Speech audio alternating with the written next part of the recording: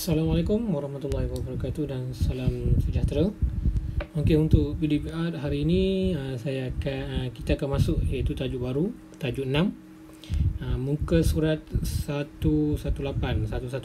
Okey, korang boleh buka buku teks masing-masing lah. Lepas tu korang boleh tengoklah buku teks sambil korang dengar video yang saya share ni. Okey. Tajuk ini berkenaan dengan reka bentuk hiasan dalaman. Maksudnya hiasan dalaman lah. Okey, cuba tengok gambar ni. Okey, ni berkenaan dengan hiasan dalaman. Hiasan dalaman rumah kita. Rumah kita ke dalam hotel ke, tak kisahlah. Okey, cuba kita tengok dulu gambar ni. Tengok merangkumi semua dulu gambar ni. Okey, apa yang korang lihat adalah yang pertama sekali, dia ada pintu depan. Ni pintu depan. Ni pintu depan. Bila masuk je pintu depan, kita akan ada ruang tamu. Ini adalah ruang tamu. Ruang tamu mestilah ada sofa, ada TV kan, ada meja. Yang kedua, kita terus pergi ke ruang dapur. Ni ruang dapur. Ni ruang ruang tamu.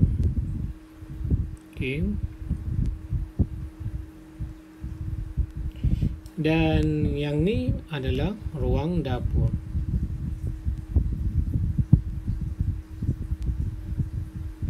Tu ruang dapur. Bila lepas masuk ruang dapur, kita akan masuk pula ke sini. Kita jalan masuk ke sini. Ini ibaratkan rumah korang lah. Rumah kamu semua. So kat sini dia ada bilik untuk bilik mandi. Kita tengok sini adalah toilet. So kita sini pula, sini pun sama, sini bilik mandi. Dia ada tak mandi kat situ. Dan sini kita masuk kat sini lagi. Sini adalah master room. Master room, bilik utama lah. Ni 1, ni 2, 3. Ni adalah bilik tidur.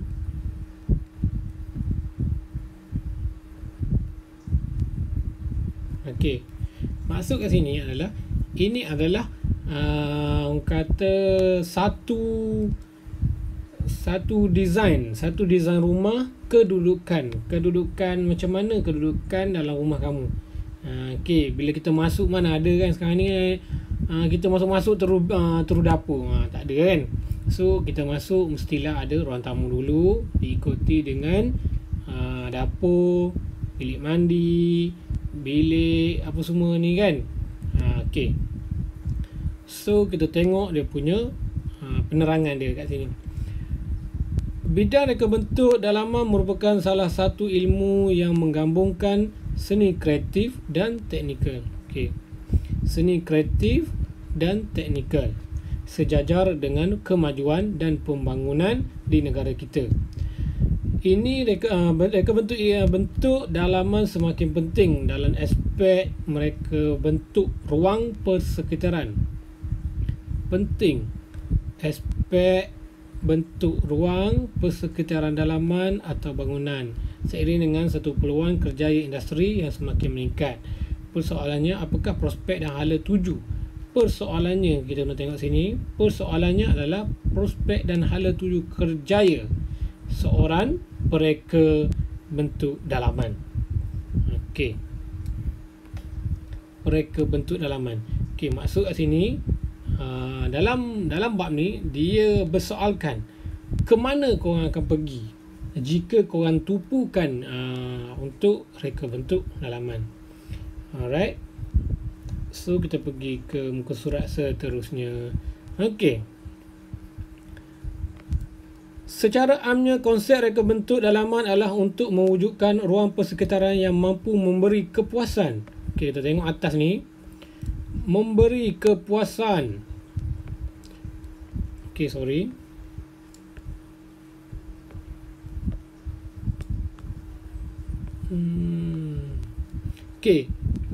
Memberi kepuasan, keselesaan, keselamatan. Korang kena tahu 3 ni. Memberi kepuasan, keselesaan, keselamatan kepada siapa? pemiliknya. Bidang rumah ini ialah satu cara penyelesaian masalah dari aspek penataan ruang dan dekorasi. Aspek penataan ruang dan dekorasi dalaman lah. Okey. Prospek hala tuju. Prospek hala tuju. Kerjaya sebagai pereka bentuk dalaman merupakan antara kerjaya berpotensi besar dan mempunyai prospek yang menarik. Kepesatan industri pembinaan menyebabkan keperluan terhadap bidang kreatif ini semakin meningkat. Skop bidang ini melibatkan kerja-kerja merangka peran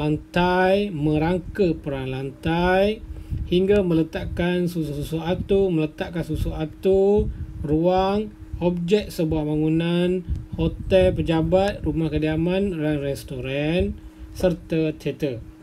Seorang pereka bentuk dalaman perlu memiliki pengetahuan dan kemahiran. Seorang pereka ni dia perlu ada pengetahuan ataupun kemahiran. Gitu. Okey. Pengetahuan perlu berkaitan dengan prinsip elemen. Ni kita tukar color. Okey. Prinsip elemen, reka bentuk, pengetahuan, teknologi. Ini yang kita kena tahulah sebagai pereka ni. Okey. Penting dalam masa kini kerana kaedah ini dapat membantu kepelbagaian idea reka bentuk. Selain itu, kaedah ini juga mempercepatkan proses mereka bentuk pelan lantai atau menyusun atau ruang. Okey. Jelas itu kan? Alright. Kat sini kita ada 3, iaitu kita ada 3 pengetahuan dan kemahiran. Apa yang perlu ada? Iaitu kita perlu ada teknologi perisian komputer, bahan kemasan, melukis pelan. Okey, 3 benda ni. Korang kena tahulah apa pengetahuan dan kemahiran yang perlu ada lah. Okey. Kita tengok satu persatu kat sini. Di peringkat sekolah iaitu SPM atau setarah lah. Okey, bila dah habis SPM, kita terus kepada ni selepas SPM lah. Selepas SPM, kita akan ada 4 pilihan. 1, 2, 3, 4. 4 pilihan ni. Okey, mana lepas SPM nanti korang boleh tahulah ke mana korang akan pergi. Okey, SPM. Lepas SPM korang akan pergi kepada STPM ataupun CJ Profesional, ataupun ke diploma, ataupun di matrikulasi. Okey, ini dia dah beritahu tempoh masa bila. Alright. Bila dah masuk STPM dengan matrik ataupun buat diploma, kita terus kepada ijazah sarjana muda, iaitu selama 4 tahun. Okey. Lepas 4 tahun habis benda ni, kita akan pergi pula ke kedua kerjaya. Ini dikatakan ni dari bidang bidang master lah. Okey. So kita sambung dengan degree, kita pergi ke master lah. Master, berapa tahun master pula? Okey, master yang kita perlu. Okey, ni 3 tahun. 1 atau 3 tahun. Lepas pada master, kita nak sambung lagi. Nak sambung untuk jadi pensyarah contohnya kan. Kita kena perlukan ada PhD. Alright. So ini adalah orang kata pergerakan korang lepas pada SPM nanti. Ke mana hala tuju? Okey. Contoh peluang kerjaya, prospek kerjaya dalam bidang reka bentuk, prospek kerjaya dalam bidang reka bentuk-bentuk teman, proses kejayaan dalam bentuk akademik, kejayaan dalam firma binaan, pembukaan firma. Okey, ini adalah contoh peluang kerjaya lah. Ini maksudnya sekarang ni kita dah ambil seni visual PSV. So kita sambunglah PSV dalam bidang, ikutlah bidang apa yang kita perlukan lah. Macam seni halus ke, seni bina ke, hiasan dalaman, itu terpulang atas kita lah, mana minat masing-masing lah. Alright, seterusnya kita pergi bab seterusnya.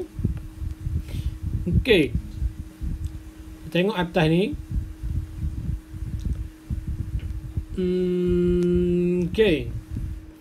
Seorang pereka bentuk dalaman berpeluang mencuburi pelbagai industri. Firma reka bentuk, firma bahan binaan, firma kontraktor seperti pemaju, pembekal bahan binaan serta syarikat industri pembangunan.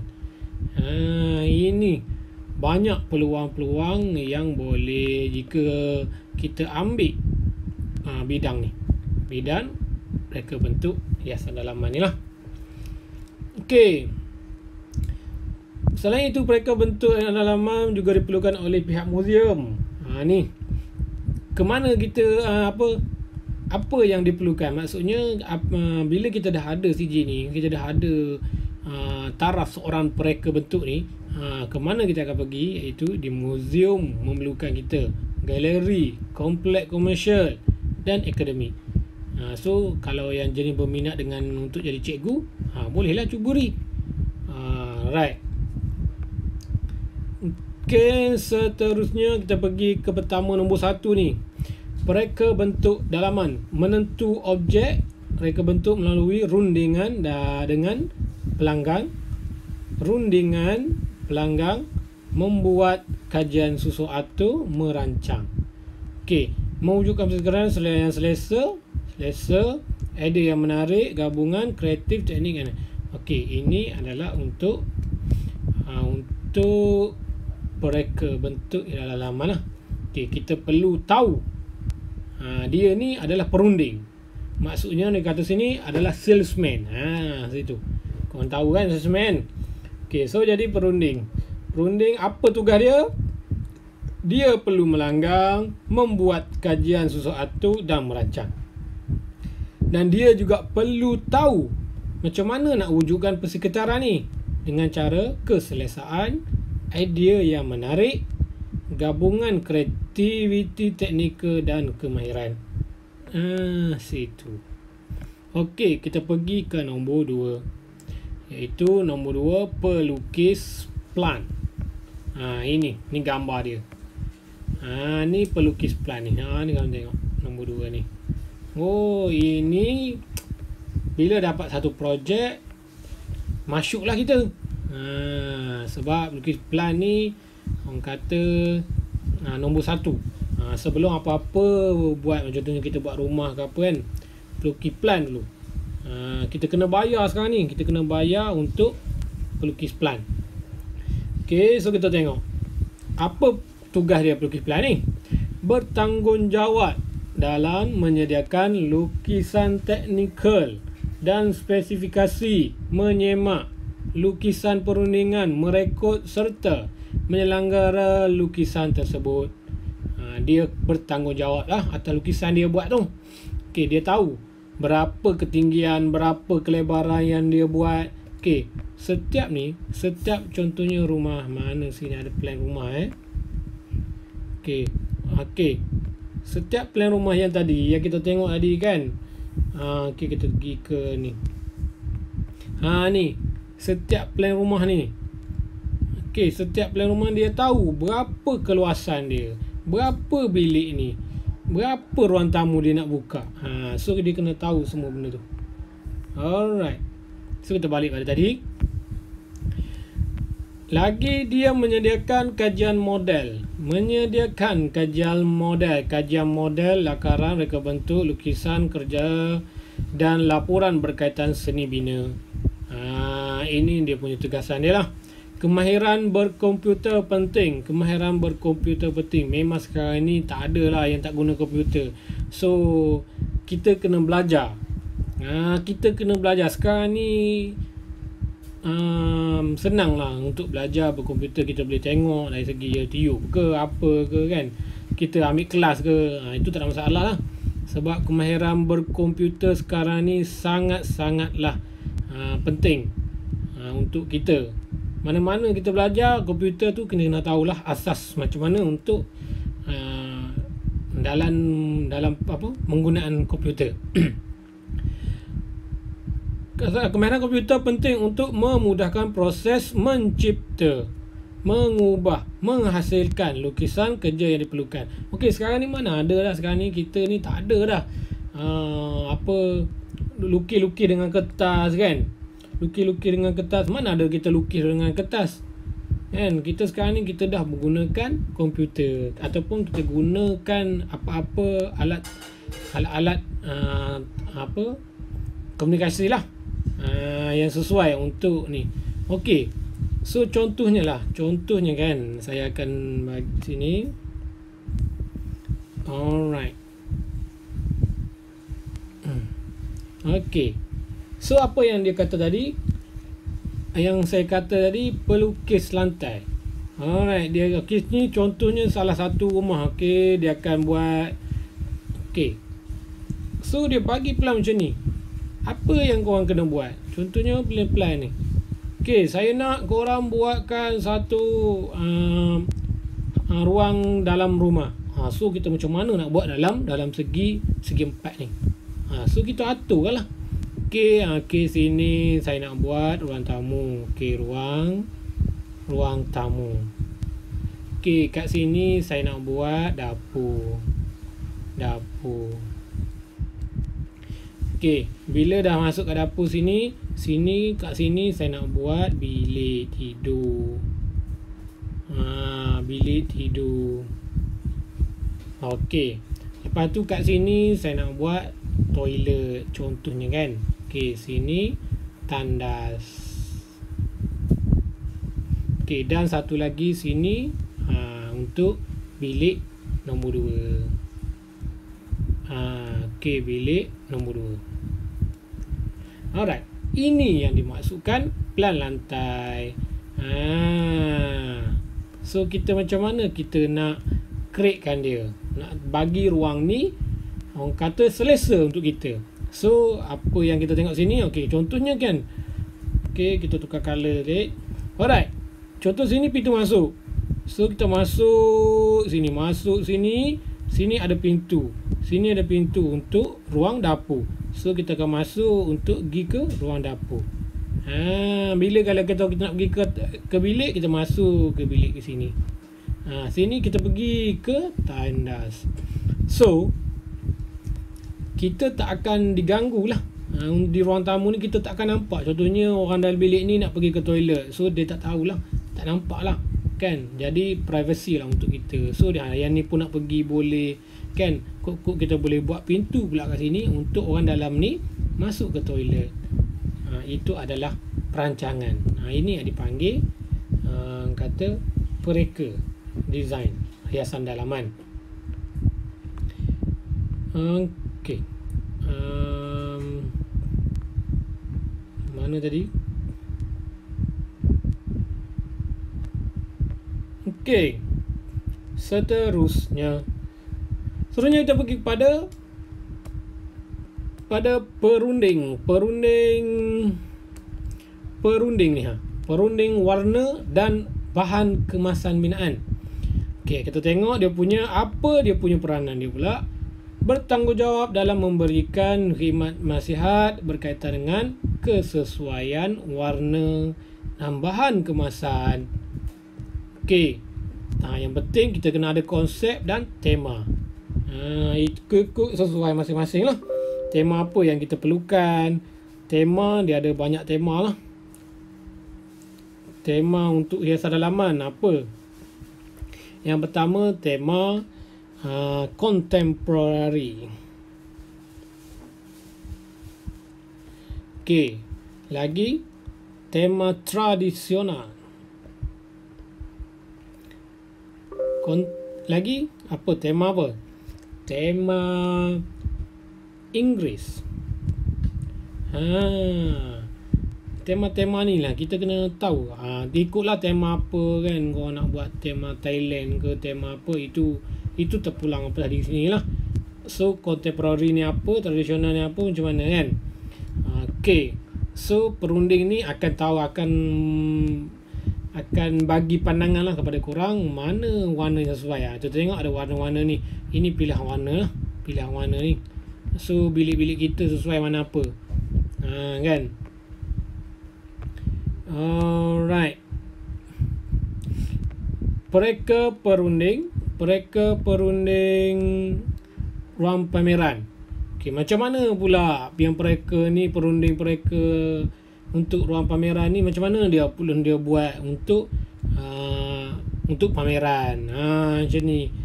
Okay, kat tepi ni perlu letak, sini tetap, so orang akan masuk pusing macam tu. So kita kena tahu pergerakan yang orang akan masuk dalam pameran kita lah.